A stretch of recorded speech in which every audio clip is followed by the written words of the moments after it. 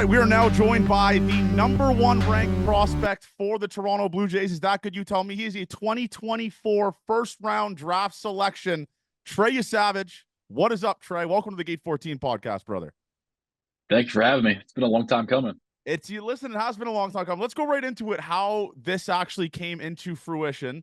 Our list, we talked about it on the podcast. We said like 2 months ago, because obviously the Jays are struggling. We said 2 months ago, whoever gets drafted first round for the Jays, we need to swarm their comment section to go on Gate 14. So right when you got drafted, I tweeted, I was like, all right, it's Trey Yesavage time. It's time to flood the comment section for him. And you had, I mean, hundreds and hundreds of listeners and just Gate 14 fans commenting in your section. What was your first reaction when you just saw all of those comments? I mean, I think every single person that listens to this podcast probably commented on that post. But I had to look up what Gate 14 podcast was, and I saw it was y'all, and I knew it was something I'd want to do. Dude, it was wild because obviously, like I said, I always talk about this in the pod. It's just crazy the amount of support we have now. It's just wild that because 2 years ago we had like a little inside joke about like Bradley Zimmer. Like we all loved Bradley Zimmer, and this comment section, there's an engagement picture. We didn't even talk about, like, we never said to do this, was just all go on Gate 14. So it's cool to see that people did that for you. But I mean, was your family looking at the comments too? Like, what is this? Like, why are people congratulating this guy? Why are they all commenting go on the Gate 14 podcast? They didn't say anything about that, but my girlfriend was telling me that people were saying stuff on her posts. I'm Oh pretty my God. sure. I do not condone that. I do not condone commenting on the girlfriend's post unless you're talking about how much you love Trey Yesavage. But I guess let's go into the draft, man. So obviously you go first round to the Toronto Blue Jays. Was that the team you thought you were going to get drafted with? Like, was that the team that you were like the closest with during that draft process? Not at all, no. To be honest, I thought I would have gone a few picks earlier than the Blue Jays, but I mean, things happen. Other teams want to underpay guys, and I mean, it's just part of the business. And then the Blue Jays came along, and when I got that phone call, I couldn't be more excited. It's just a great feeling to know that all my hard work is paid off, and I'm with a great club. Dude, how have you had the opportunity to kind of take a step back and be like, holy shit, I was a first round draft selection in the major leagues? Because like that, not many people on the planet could ever say that. So have you had that opportunity yet to kind of take a step back and be like, man, I'm a first round draft pick to a Major League Baseball team? I try to, but it's kind of hard when it's what you've expected of yourself and what you've been working for. But I try to disconnect from that and take a moment and just look at the steps that got me to this point, and I'm very thankful for all of it.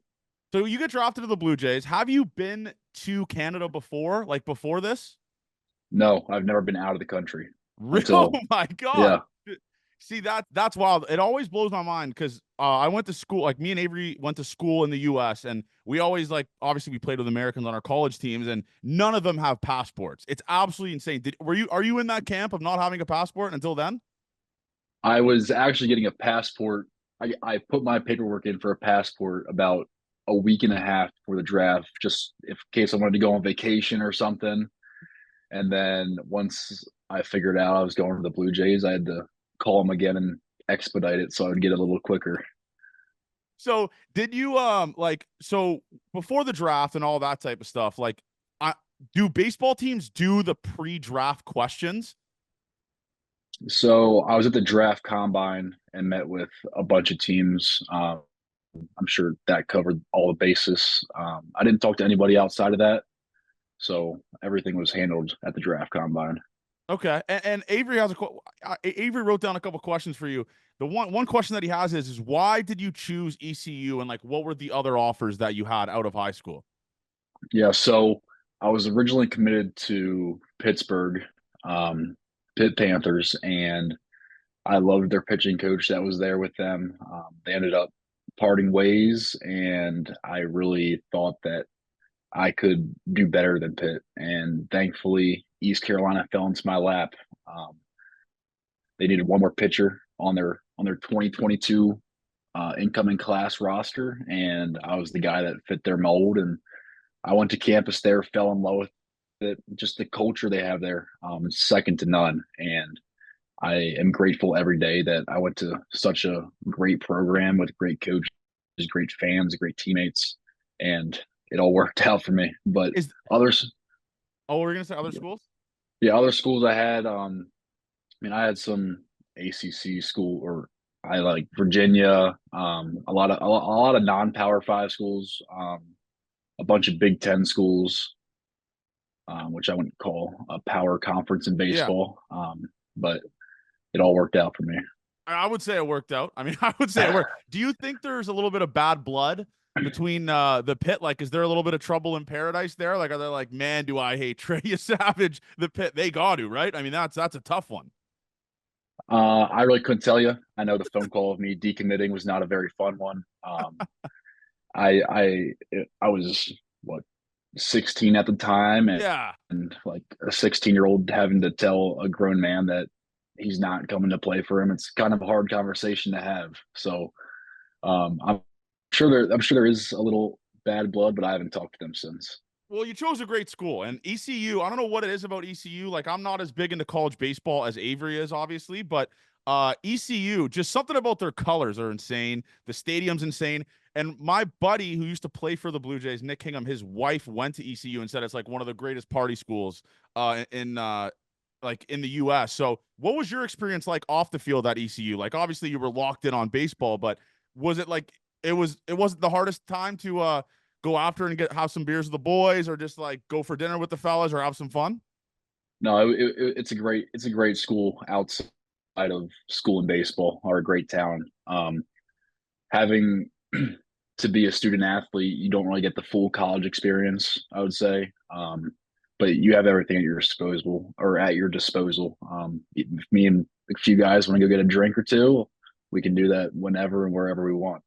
Who was what was like your biggest rival when you were there? Like, what team did you guys always have bad blood with? Like, when you guys would play there, it would be like just the fans would be getting after it, getting after it. What was the worst team for you? I would say Campbell or NC State, both passionate fan bases. So it's a, I wouldn't necessarily call it a rivalry, but it's a big game for both teams. Okay. And when did you start getting nasty at the game of baseball? Like, when did you start being like, all right, I'm on the mound now and I'm just chucking mid 90s, high 90s. Like, when did that start clicking for you? What age was that at? I would say probably 10th grade is when I started becoming an actual starter and becoming the pitcher that I am. Still had problems with my control and problems with off speed pitches and whatnot, but molding that into, or my junior year was COVID year, so we didn't play that year, and then my senior year just went all out and gave it my all to try and get our team as far as possible. And I still really wasn't a great baseball player in high school. It wasn't until I got to East Carolina where they made me into an actual pitcher instead of just a thrower.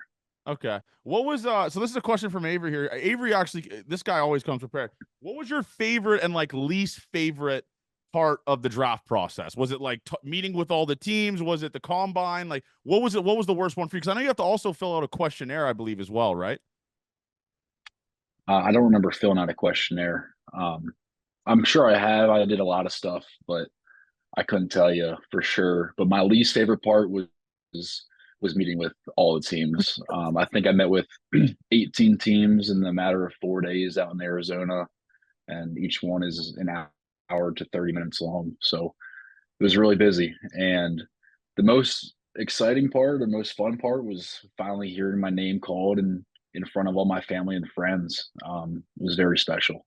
I think another cool part of it, obviously, as well, is you got drafted to the Toronto Blue Jays. I know it's the only team in the country. It's the only team that brings everyone in the entire country together. Everyone roots for the Toronto Blue Jays primarily that lives here. So it is cool that you kind of get to experience that as well. So what are you like? What are you doing right now? Are you still throwing a little bit? Are you going to go to the Dunedin soon, or like what's your plans for the rest of this year? I'm currently throwing some bullpens right now. I just had my second one yesterday. Just building up to shut back down and eventually in November get ready for spring training. Okay, yeah. I mean, it's still so far. I keep. It's like we're so far away from spring training, which sucks. But are you going to be the type of guy that says you're in the best shape of your life, going into spring training this year? You think? I would say so. I mean, all the opportunities they have to our disposal, it's hard not to be. And also, this is another great question from Avery. Well, boy, Avery, if you're listening to this, good job. So you played for the Team USA College National Team, right? What was like the coolest part of that? Avery wants to know because Avery's just locked in on college baseball. I would say on the 4th of July, I know it's probably a primary your audience is probably mostly Canadians, but the 4th of July is a big deal to us in the US. On the 4th of July, we walked off the Chinese Taipei team and got to watch the fireworks show after. I mean, that was having red, white, and blue run through my veins. I mean, it was it was a really awesome moment. Who was on that team? Like, was there like from this draft? Charlie Condone, Hagen Smith, Kalen Culpepper. I mean, the list goes on and on. There was a bunch of guys. That's just, I mean, Team USA. Did you guys ever play Team Canada? The oh no, you would never play the junior national team. That wouldn't make sense. But so you get to like we talked about, you get to Eastern Carolina in 2022. They kind of throw. I mean, you threw 26 innings as a freshman, which is pretty good. 45 punchies. Is that good? You tell me. What was the biggest adjustment that you had to make from high school baseball in Pennsylvania, I believe, right, to East Correct. Carolina? Um, Probably just the bullpen role. I mean, every arm that comes out of high school is most likely a starter in high school. So going from a starter to a reliever, where at one point in the season I threw 11 straight games in a row, 10 or 11, something like that. Um, it's just like the workload and how you have to prepare yourself is the big difference. Yeah, I mean that I mean the second year, what a just an insane numbers in 2023. I mean you go 7-1, 2.61 ERA, and 76 innings pitched. Is that when you started thinking and believing like I have a really good shot here of being like a first round draft pick or even going to the show someday? Is that when it started clicking for you? You think? I would say halfway through that year, I was like, wow, like I'm kind of dominating guys right now. I mean, this is a real possibility. Yeah, it sucks. I mean, you didn't get any at bats at college. Could you swing it a little bit when you were in high school, or were you just strictly a pitcher? I was a pitcher and DH my senior year of high DH. school. Were you that So were you that kid that was just like nasty at everything, but they're like, I don't want to ruin his arm and throw him in the field. Let's just have him DH and he just rakes and hits bombs. I wouldn't say I was a great hitter. No. I would run into a few balls, backspin a few balls into the gap, but I wouldn't say I was anything special. And what I like about your film is, yeah, I studied film for the haters out there that say Johnny doesn't watch film. I watched film. You kind of pitch with like a pretty decent amount of emotion. Did you have any like rivalries with like certain players in college that someone like a chirpy player or a chirpy team that really got on your nerves during your college career? No, not in specific. I would say the first time around the order, if there was someone that I felt was annoying at the plate, I'd put some extra oomph on my pitches when I'm facing them. But no, What's your pet peeve that hitters do when you're on the mound that's like, all right, this ticks me off, right? You're like the Soto shuffle. Like what is it that gets you mad when you're on the bump? I would say now that there's a pitch clock, and obviously in the pros it's more enforced than college, but when hitters take forever to get in the box, or the third base coach would call a timeout in the middle of an at bat, I'm like, yeah, you're just you're putting off the inevitable of like a strikeout or whatever. Dude, it's I would love to know what it's like to just be a dominant athlete. I mean, I was terrible. Avery, I can speak for Avery. Avery was dog shit as well. So it is cool to just be able to go on the mound and be like, let's just fast forward this process to where I strike you out. But your last year was absolutely ridiculous. That was when your name started becoming like a household name. You almost had a sub 2 ERA. That must have ticked you off a little bit as well, a little 2.03. That the one at the start of there would have looked incredible. But what was your favorite part besides getting drafted from this last season with East Carolina? There's a lot to unpack. I mean, just playing every Friday night with 9 or 8 of my brothers on the field with me. Like I was and still am so close to all those guys that I played with, and they're gonna be some of my best friends for life. So that was really special. Yeah, I mean that East Carolina dude, the gear you guys get is so sick. Like just off the field stuff, it just like the colors are so unreal. The logo's sick. Is that stadium also is actually pretty cool too. You guys pack it pretty decent amount on like Friday nights. So what was your best appearance? If you could critique yourself, not if you could pump your tires a little bit, when did you have your best stuff last season where you're like, I am locked in right now? At NC State, or not, or at UNC, second week of the year.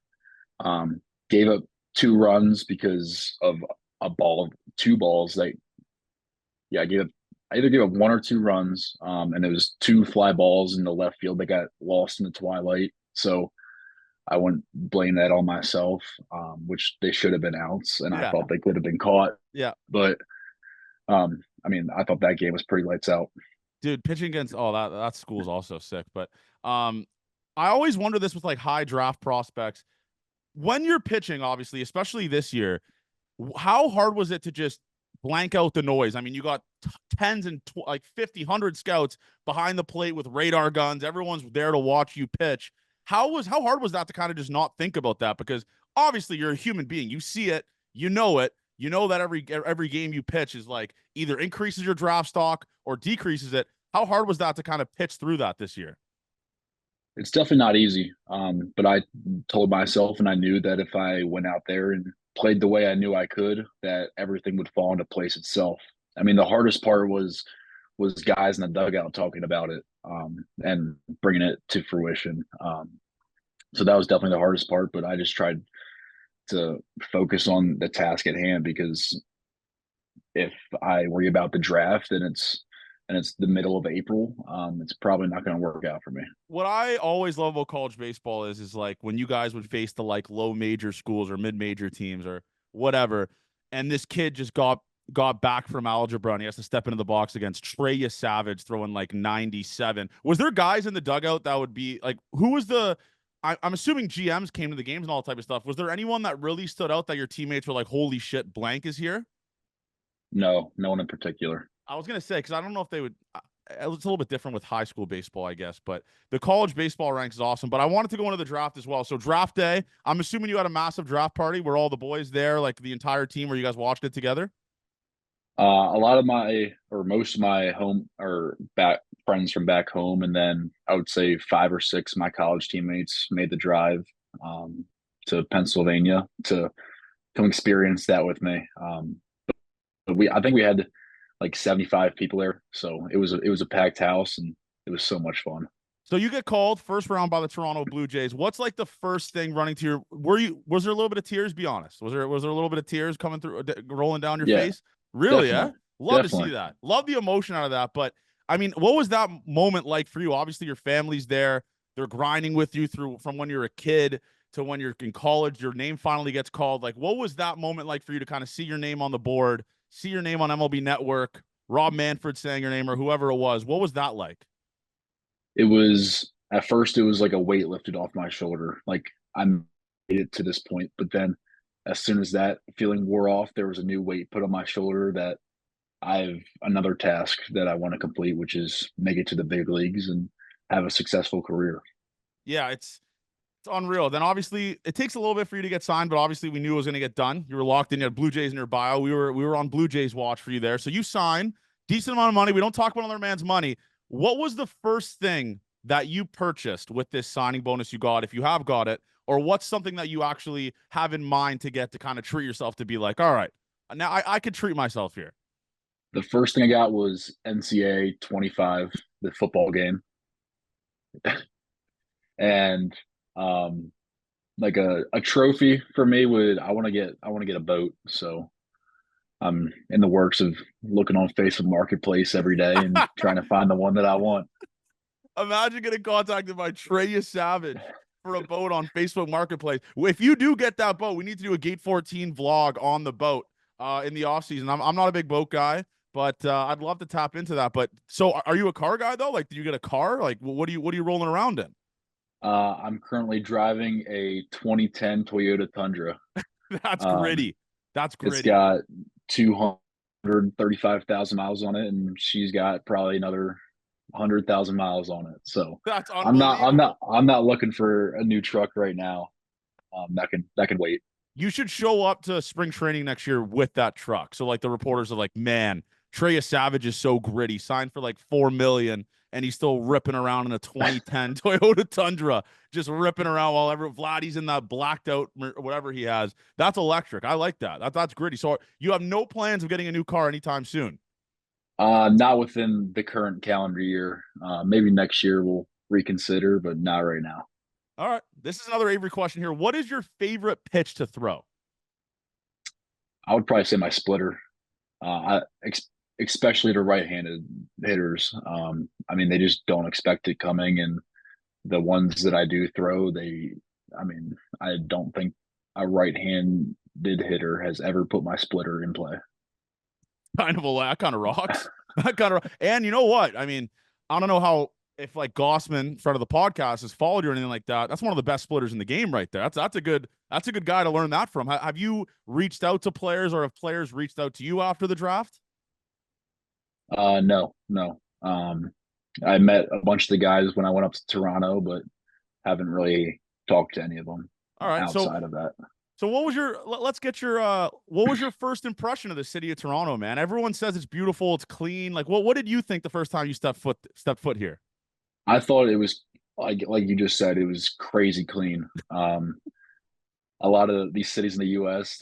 they can't say the same, and it felt like it was a safe city. Like people walking around at night and the streets are dimly lit and Yeah. no one cares. Like you don't get that here in the United States. It is like a real, I mean, we were in Chicago like 3 weeks ago to watch the Jays, and it is a little bit just different. Like the cities are more dark at night. Like in Toronto, it's just lit up. Like you'd see everything. It's fairly safe down here. So that is a good point. But so when you came down here, you got to obviously meet all the guys and meet Ross Atkins and Mark Shapiro and all that. What did you think of the Rogers Center? I mean, obviously it's more of a pitcher friendly park now. So it helps you out for sure. But what was like your Right. first impression of the Rogers Center? I thought it was sweet. Getting shown around the clubhouse, first of all, like they literally have everything you could imagine at your disposal. Anything to make you the best athlete that you can be. But then watching the game, I mean the stadium's awesome. They opened up the roof, which was cool to see the tower out there, and I was actually able to go up in that tower, and that was actually really Oh, awesome. you went to the CN Tower. I did, yeah, that was a lot. That was really cool. I'm not a heights guy. I probably would have hated that personally, but I don't think I've ever been up there. And I've been here forever. But yeah, I mean, it's cool to hear what people think of the Rogers Center because we obviously go there all the time. It's like Mhm. whatever. But what all the players say on the podcast is like the weight room there is insane. They have a barber shop, like the bullpen's unbelievable. So you got to see all that type of stuff and just see how they go about their business on a day to day. Yeah, yeah, I did. And I really hope I can make it up there soon so I can have that at my disposal. But also during the game, just the fans and how passionate they were. When you're when I mean, we're playing the A's and it's not a very meaningful game, but the passion that was at that game was like insane.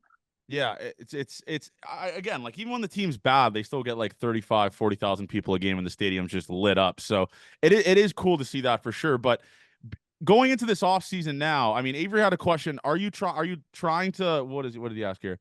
Are you trying to throw a slider or a cutter this offseason? Are you working on any pitches or like what are you doing?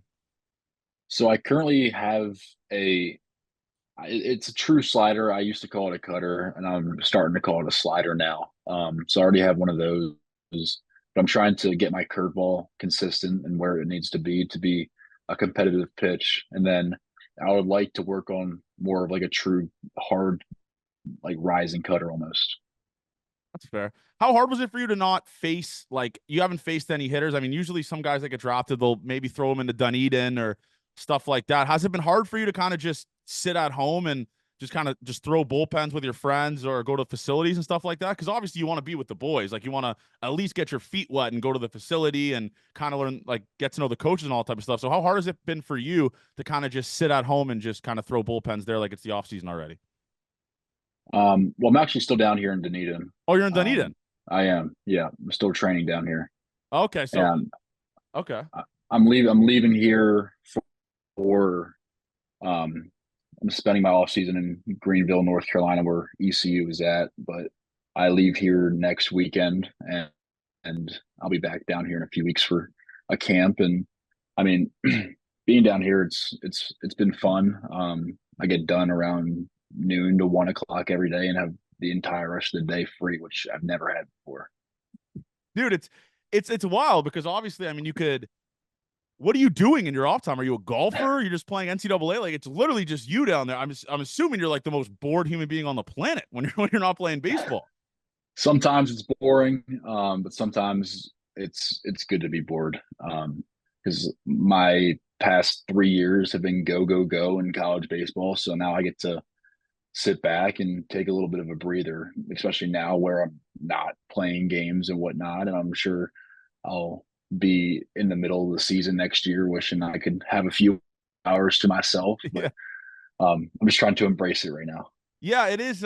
It's definitely a weird mix for sure with that. But how ridiculous are those facilities in Dunedin? Like I believe they have cameras all over the mound, so you can like watch every single aspect of the way you throw a baseball. Like, has that been crazy for you? Are you a big analytics guy? Like, do you watch that stuff? What's your process like? I'm not a huge analytics guy. I on the mound, I can tell how I feel that day and how the ball is coming out of my hand, and I can visually see how the ball is moving. So I don't dive too deep into that unless I feel like there's something wrong, and bounce ideas off other people to try and solve the problem at hand. But I mean, the facilities here are crazy. I mean, I'm so thankful to be here. Dude, it's I mean, I believe that was where Otani visited. I know people are going to make the Otani plane jokes in the comment section, but I mean, they flew him out to the facility to kind of show him like how ridiculous it actually is. Have you got an opportunity to talk to the GOAT, Pistol Pete Walker, like the pitching coach? I mean, I would argue he's one of the best in baseball. He's turned multiple careers around, Robbie Ray, Kikuchi, all these type of guys. So are you looking forward to working with Pete Walker, or have you even talked to him? I definitely am looking forward to working with him. Um, I believe I met him while I was up there in Toronto, and I mean, who knows what'll happen? I'm sure I'll get my time, but yeah, I'm excited. Dude, yeah, I can't wait for spring training next year. It's gonna just absolutely rock. Hopefully they get you going in a couple games. I mean, what is your type of goals do you have for next year? Like, do you want to start out in double A, or like where do you kind of see yourself landing if you could pick the perfect case scenario? Obviously not the major league's perfect case scenario, but like where do you see yourself landing next year? I honestly could not give you an answer on that. I really do not know. I guess it really depends how the spring training goes, because I could have a certain expectation and not do well in spring training, and have those expectations like ruined, I guess. So I'm really not banking on anything. I'm just gonna continue to train like I want to be in the big leagues when I start. So that's the goal for me. We'll be at the debut. The people know me as Johnny Sources. I'm the one that breaks when people get called up, and some Jays reporters hate it because I do it before they do. But we will be there for your debut, whenever it is, 2025, 2026. Would be electric if it was in 2025, in the middle of a playoff race. I mean, I have chills thinking about that, to be honest with you. But I did want to talk about the like the prospect or the autograph seekers and all that type of stuff. Has it been crazy for you in your DMs, or just having to worry about like signing stuff for people all the time? Because I'll warn you right now, buddy, next year in the minor leagues, you are going to have to go through separate entrances to go into stadiums, because there's going to be autograph seekers and ball hawks everywhere for Trey Yesavage. Yeah, I mean, I really haven't had to deal with that too much since being drafted, but definitely had to deal with a lot of that in college. Guys walking around with their binders full of baseball cards and whatnot. And I mean, I love giving little kids signatures and balls, but I mean that's definitely something I got to get used to.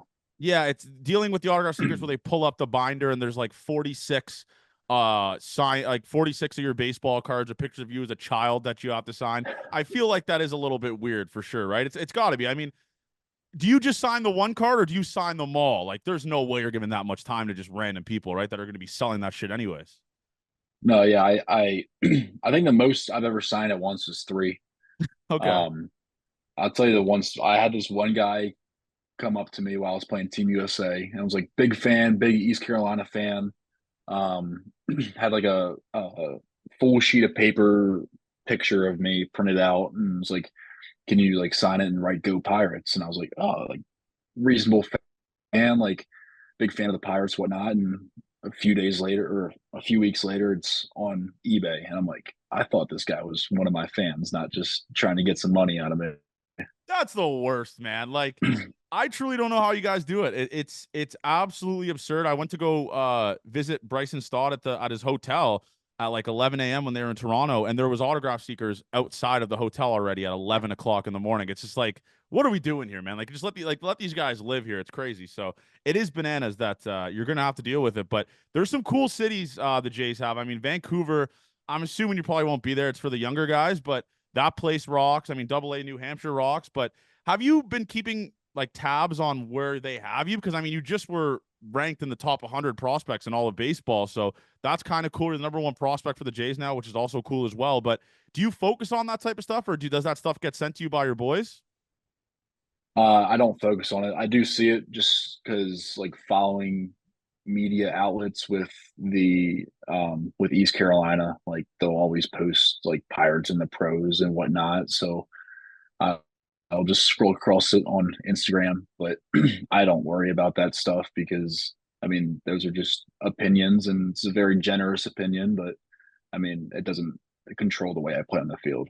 Are you a bulletin board material guy? Like if someone says something bad about you or whatever, you're just like, all right, I'm gonna keep that right in the back of my head, and I'm gonna lock in for this start or just lock in for this season. Like, is that something that you kind of do sometimes? To kind of, are you like a psychopath on the mound in that aspect? No, I'm not. No, I'm just an athlete on the mound, a pitcher on the mound. So Yeah, that's fair. I'm a big bulletin board guy. If I was, I would love to just have just some extra stuff there. But what's your like pregame routine or your process? Like, are you a superstitious guy when you're pitching? Is no one supposed to talk to you? Or are you just locked in on the bench? Like, what are you like on start day? so the only true superstition I have, I do this every day, is put my left sock on before my right. Um, but when it is a start day, I really don't like meaningless conversations. Like if you have something good to bring to the table, let me know. But I like to be in my own head and focus on myself. So no one's asking you about your fantasy football team or college football on start day for you. No meaningless conversations with Trey Yesavage on or asking you how your lunch was today. So did your teammates, did they learn that pretty quick with you? I think they just it's mostly the freshmen, especially this year. Some freshmen will be having some BS conversation and trying to include me in it, and I just like ignore them. So I love that. I love borderline psychopaths on their start day. I mean, Bassett, as you see behind he's a psychopath on start day. So it works. It works for people for sure. What type of music are you listening to on your start day? Are you like Zach Bryan or are you more of like a no, rap type of guy? no, I'm a heavy metal kind of guy. Oh, like what? What are some of the bands you're locked in on start day? Avenged Sevenfold, some Metallica, um, Alice in Chains. I mean, the list goes on. Some Corn.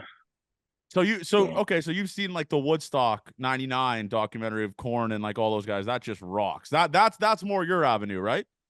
I did not see the documentary. No. Oh, it's so sick. It's you got to watch it, man. It's unreal. I mean, you got tons of free time. I mean, you might as well watch it Yeah. today. Maybe after the football, watch it, throw it on. It's unbelievable stuff. So you don't even that's the only genre of music you listen to. You're not like a Zach Bryan, Morgan Wallen, like no country music.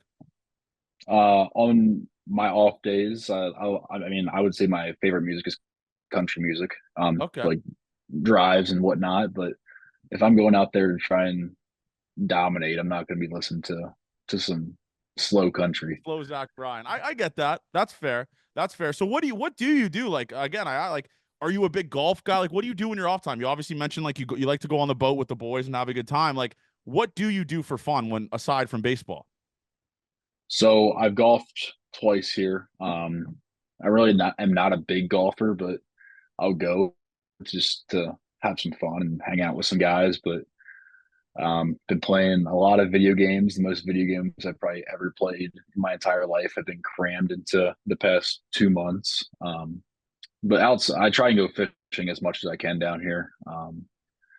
And when I go home, I'm gonna try and get a lot of hunting in. So We can add you to our squad. I mean, we got me, Avery, Chris Bassett. We're kind of looking for a fourth. I don't know if you're a big Fortnite guy or Call of Duty guy, but we are looking for a fourth. We are on the market for a fourth in the off season. the only games I play are Fortnite mostly, and then NCAA 25. Well, hey, brother, welcome to the squad. Welcome to the squad. Me, Bassett, and Avery, we'd love to have you. We'd love to have you in Okay. the squad. We would just literally this offseason, we'd play Fortnite with Bassett till legit 3 a.m. and then go to work at 7. So Oh wow. we're locked in on Fortnite. I mean, Bassett's he's a tough customer in Fortnite. He rips into us a little bit when we're not performing. But it's definitely fun. I mean, video games rock, especially in the off season. Like, are you a big football fan besides college football? Like, do you watch the NFL or like who's your favorite team? The Philadelphia Eagles. Big Eagles guy. So you're like, yes, it's like you, Mike Trout, Bryce Harper, all the boys are Philadelphia Eagles fans. Do you go to a lot of games? I was actually my first one last New Year's Eve. I've never made it to one, and finally got tickets for Christmas from my girlfriend, and we went. That rocks so hard. I love that. I love Yeah. that. Are you a big hockey guy? I mean, you're from the Northeast, right? I mean, you gotta kind of be a hockey guy. I'm not a big hockey guy. I wish I was. I like watching it when it's on the TV. But I wish I was more into it than I am. And are you locked in on East Carolina football? I mean, I think they're Oh yeah, decent, right? They're decent, right? yeah. They lost yesterday. They're 2-1 now. But my former teammate, who was 10th rounder to the Blue Jays, Carter Cunningham, we were watching the game yesterday and yelling at the TV in his apartment and trying to rally the boys, but ended up in an L. But it's all right. That's a tough one. This is the thing that I love about the college sports is the college baseball season is different than the college football season. Was your coach gracious with allowing you guys to go to the college game days, like to go to game days? Because Nolan Kingham on University of Texas, he said that their teams would do scrimmages in the morning before the game, and then they'd allow the boys and all this stuff to go to UT and go watch the Texas game. Was it like that with East Carolina? It really depended what time the game was. If it was a noon game, sometimes we'd be practicing into when the game was actually happening. But if it was like a 6 o'clock game, yeah, we had full reign to go to the game, but we always had a curfew, most likely, which we had to be back by. Yeah, that's what I don't miss about college athletics. You can't get after it like that anymore. But what was like the biggest game you saw against East Carolina? My freshman year, first game of the season was ECU, or NC State came to ECU, and it was a great game. We ended up losing because of missed field goals, just like yesterday. That's another rabbit hole that East Carolina can't recruit good kickers. Um, but that was a packed house, sold out crowd, 60,000 plus, I believe. So it was a really cool game. That absolutely rocks. When you were walking around East Carolina, like were you the big dog on campus? Like, would you get recognized a lot at school, or was it like semi-normal? People would like respect your privacy with all that. Sometimes, like I used to wear East Carolina baseball backpack with like my number on the back, and then I stopped doing that because I was like, I'm just a regular student right now. I don't want Yeah. to be recognized. You could be honest. This is kind of a true circle here. Like, were you a good student? Like, were you good in class? Like, did you get good grades? No, yeah, I think I had like a 3.5 GPA. Jesus Christ. All right. Well, I mean, are you good? Did you graduate this year, or you haven't No, graduated yet? I have not graduated Have you yet. promised? Have you promised to the rents that you're gonna graduate, or you're just like I'm done with school? I didn't promise them, but I plan on graduating. I'm taking 2 classes right now. Really? What classes? Yeah. One is gender and communication, Okay. and and the other is mass media. I love that. Matt, if you need a project for mass media, Gate 14, we're always at your disposal. If you have a project, if you have a project or an essay you want to do, we can tap into Gate 14 Media, small business now. We can get that going for you. But I appreciate that. what was your nickname in school? Because we're obviously we like to think so that the former Blue Jays top prospect was Ricky Tiedemann. He's the lefty, obviously. We've had him on the podcast. His mom leaked my number online and 400 people called me and my phone almost exploded, but that's fine. We called him Big Dick Rick. So that was his nickname. We have shirts already in the docket, ready for his debut whenever that is. He's not pitching next year, so it'll have to wait a little bit. What is your nickname that we could put on a shirt? Because I was thinking Yesavage mode with like kind of a little graphic of you and like cartoon just right in the center of it. What do people call you? At college, teammates, and one of the coaches would call me the big horse. I Um, love that. um, but I mean, nothing too special. Well, I mean, we got like Trey Day, Yesavage Mo. We got listen. We're smart minds here at the Gate 14 Sounds like podcast. it. Trey Day's a good one, by the way. Every bump day you have, it's just Trey Day. The Blue Jays social Oh media will yeah. steal that at some point. That's fine. AK's our guy. But yeah, Trey Day's a good one. We got tons. We're going to be locked in. But the Big Horse is a great nickname. The Big Horse is a great nickname. Is that is that what you had the entire college career, or that kind of you kind of grew into the Big Horse? You were like the little horse as a freshman. Kind of grew into it. I would say probably halfway through last season. The one our Dobo started calling me it. And then I kind of just stuck with other guys. Yeah, I did this thing when you got drafted. I said I said I was a draft expert and I had you number one on my big board. So the Jays got the number one ranked prospect that like 20th in the draft. So I had you number one on my draft board. But I always ask this to the guest. After you got drafted first round, obviously you got it. You could take a step back now. Did you a little bit in the back of your mind like I'm kind of a fucking dog? Like I just went like I just got drafted. Did that thought kind of creep in you like holy shit, I'm kind of a fucking dog? I went first round in the MLB draft. Yeah, definitely. I mean, I wouldn't say I put myself above other people. I try to stay as humble as Well, possible, you're but above me. You're above me and Avery. I will say that. I want to make that clear. You don't put yourself everyone above people everyone's unless it's everyone podcasters. You are above us. I will say that. right, right.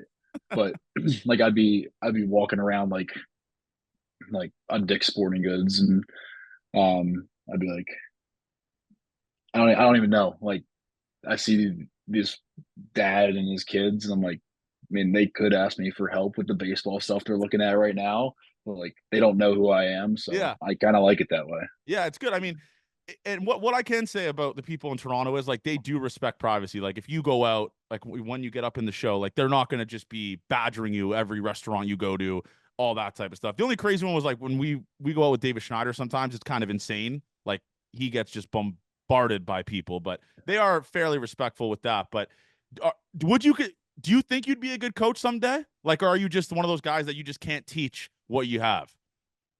I think that oh, I would probably say no. I would not be a good coach because I would say I'm a little impatient, and I'd get, especially depends what level we're talking. If we're talking like high school, definitely I could do that. But college, like in today's world with all the NIL and like selfish beings and whatnot, like I do not want to be a part of that. Yeah, it's insane. There's the college athletes play on a new team every year. It's bananas. Right. They're just like they go to like four different schools. There's a guy that's in his like 10th year at Miami right now. It's insane. Yeah, It is it's wild. crazy. But you mentioned your boy got drafted with you. Is it Connor Cunningham, right? Correct. What was that? I mean, that's awesome. You're a guy you grinded with through college, and now you're playing in the same system together. Are you guys roomies or like what's that like? So we're going to be roommates in the off season. I'm currently at his apartment right now, just watching football. So we hang out when we can. Well, he was playing with Dunedin, so like our schedules didn't really match up. But now since he's been done, we've been hanging out a bunch. But I mean, it was awesome. I was literally texting him like 20 minutes before he got drafted, like asking what's going on, like how's everything looking. And then he's like, "Watch this," and then his name popped up on his name popped up on the board, and I was like, "No way!" Dude, And that rocks. Getting drafted with your boy, man. That's hopefully you guys come up together. And obviously, you mentioned he was in Dunedin, got to play with Joey Votto and all that type of stuff. So it is cool to see. But a couple more things here. Going into next year, is there certain goals you kind of have going into spring training? Like, are you going to be built up? Do you think, or like where do you see yourself at next year? I believe I'll be built up, starting to build up in November. I think come what is it, February? Yeah. I'll be in the right shape that I need to be able to go out there and compete. So it's okay because I know some guys come in there like a little bit. They build up a little bit more going into spring training, but you're going to be ready to go right from the get go and all that type. Are you working on like mechanical changes? Are there stuff that they noticed for you that they've kind of tweaked, or like what have they been working on with you so far while you've been down there in Dunedin? No, they just told me to be the same pitcher that they drafted. Don't be anybody else besides myself. That's So rock that's star that's shit. great to hear. That's rock star shit. Just trust your shit and let it eat, like Bowden Francis says. That's just Absolutely. rock star shit. Is there any pitcher though that you have kind of modeled your game after, or like molded the way you pitch or your pitching style after? I would say most not anybody crazily, but Justin Verlander has sort of the same mechanics and arm slot that I do. So whenever he's on the TV, I like watching him and watch how he pitch sequences and whatnot. So I like watching him. That's a good guy to model your game after. I mean, the guy's been in the Absolutely. league. That guy's been in the league for 1,000 years. I mean, I Yeah. wouldn't model the Yeah. game after his brother, but it's been in the league for a while there. You love to see that. So yeah, I mean, what do you have to say to the Toronto Blue Jays fans? Because obviously this is a fans first podcast, with a podcast for the people, the common man. If you could describe yourself to the Jays fans, because I'm assuming this is the first podcast you've been on. Correct. Which is the exclusive. I mean, the Gate 14 difference here. I got it tattooed on me for a reason.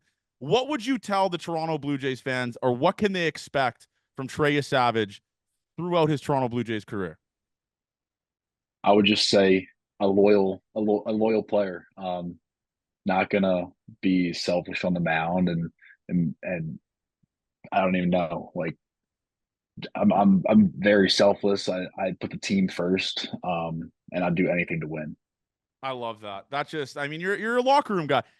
I also said when the Jays drafted you, they drafted the person first, then they drafted the player. That's another, like, just a funny shtick I do on the internet where I just pretend like I'm a draft guy. And they said they drafted the locker room guy first. So listen, man, I'm so pumped to have you here. Obviously, it's been a long time coming on this podcast. We're pumped to get you. Obviously, Avery has to go be a coach somewhere. Nice fuck up, but whatever. It's a pleasure to have you, man. And by the way, we will be in Dundee next year for spring training. We do it every single year. We've done it for 1 year, but we do it every year from going forward. We went for dinner with Bassett last year. We'd love to take you out this year. That little Okay. Gate 14 meet and greet with Trey Yesavage, man. This is gonna rock. Obviously, high praise for you. All of our listeners were like, "Where's Trey? Where's Trey? Where's Trey?" I told them to pump the brakes and relax. You're locked in. This has been unreal. I can't wait to watch you pitch for the Toronto Blue Jays someday. Can't wait to watch you in the minor leagues. Keep doing your thing, man, and we appreciate you coming on this podcast. It means a lot to us. And you're just a Gate 14 guy forever now. So whenever we ask you to come on, you might be obligated to come on this podcast. Well, that's good with me. I appreciate you having me. There you go. And also, we do a Gate 14 awards at the end of the year. We might need you to announce an award. Like, I don't know what it will be, but we'll need you. We need you to announce an award at the end of the year. We need you locked in on that as well. Okay. Sounds good with me. Trey, it's been an absolute pleasure, man. The people love you. They're looking forward to you. I'm glad that we got to get this hammered out and get it going. So let's have ourselves the rest of the year, and we will meet each other in March of 2025. I can't wait for it. Keep doing your thing, brother. All right. Thank you. Have a good one.